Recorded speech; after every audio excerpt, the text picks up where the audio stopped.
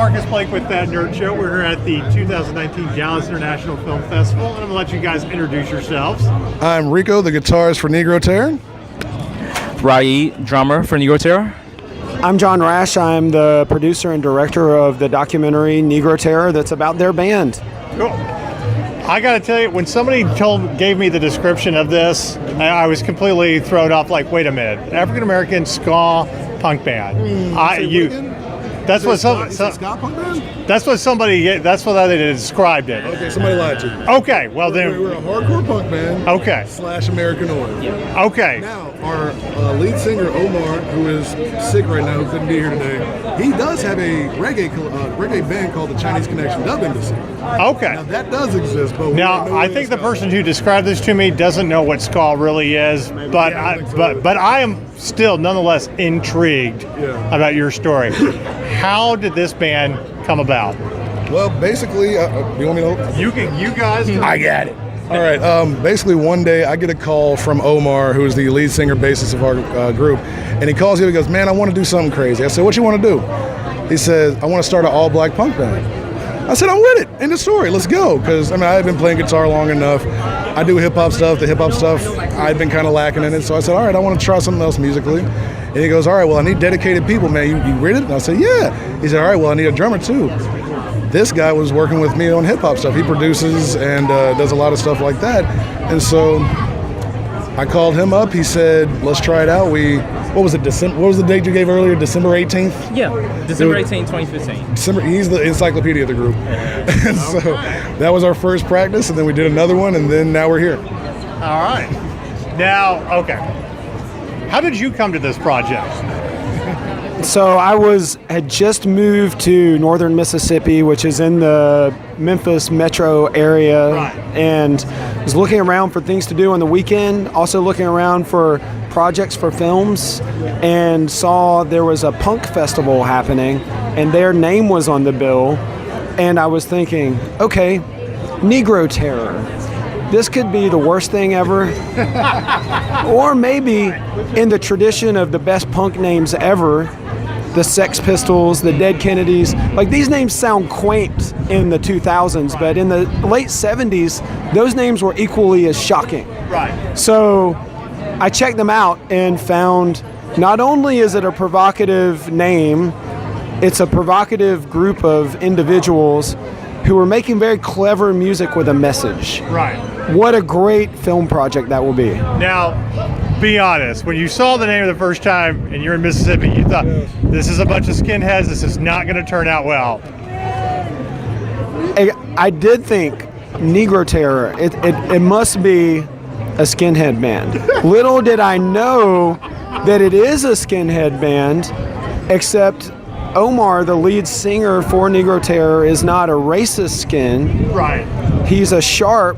Shout out to American Sharp, Skinhead Against Racial Prejudice. What's up? Which a lot of people don't know because we live in the post-American History X, Geraldo Rivera, Jerry Springer era, that our association with skins is always with racist skins. Right. But there is a very large, thriving community of anti-racist skins, and Omar identifies as a skinhead and is the leader of this band. So I was half right, but the politics were completely the opposite of what I expected. Well, I think it's absolutely fantastic. You're basically taking stereotypes and turning it on its head. Like, we're gonna show you a good message behind this. Well, the idea at the end of the day, when Omar first got it to me, he got the idea from watching old Nickelodeons from back in the day. I'm sure you remember the old cartoons. And there was this one cartoon that was talking about jazz. It was about jazz and rock and roll, and it was. These black, they're messing up our kids, and they're infecting them with this Negro music, this Negro terror.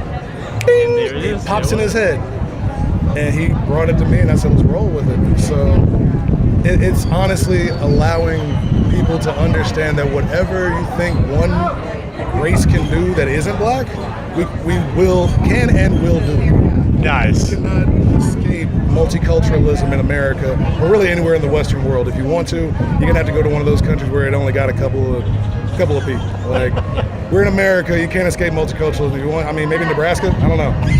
The Dakotas. It's called Kansas. I spent a year there, and you shouldn't go there. Cool. Kansas. All right. So now we know where they're all at. Yeah. All right. Cool. You just pissed off a whole state. You can blame me. I said it first. Mississippi too. I'm right there. Thanks, All right. Mississippi. All right, so we like to ask all of our filmmakers a very nerdy question at the end of the interview. Love it. If you could have a weapon of choice or a superpower from the nerd universe to fight the forces of evil, what would it be for you? And we're going to start with you. Oh my. Geez, I would probably go with pyrokineticism. Nice. I have never had that answer before. I enjoy fire. I'm not a pyro. I enjoy fire though, and the idea of being able to summon fire from out of nowhere, it's kind of cool. I don't know. Let me guess. You just thought of that because you saw Drew Barrymore in that film from the 80s where she does it. I don't know which one. Oh, okay. Firestarter. There's a good one.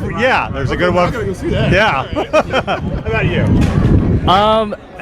One of my favorite superheroes, the Shadow. For anybody who's old enough to remember who the Shadow was, his main power was really mind telepathy or mind manipulation, the ability to read and manipulate men's minds, and also, of course, mold it to his own doing. So, yeah, I would take that. All right. So I'm going to invent my own superhero and superpower. Even better. And I'm going to have the power to end capitalism. And No, we got stuff to do. I mean, yeah. What he said. and wipe out most of the problems with modern society in one single blow. I'm with that. So basically an economic version of the Infinity Stones and Thanos. Okay. Yeah. That's a good one. Thank you very much, guys. I cannot wait to hear some of the old music.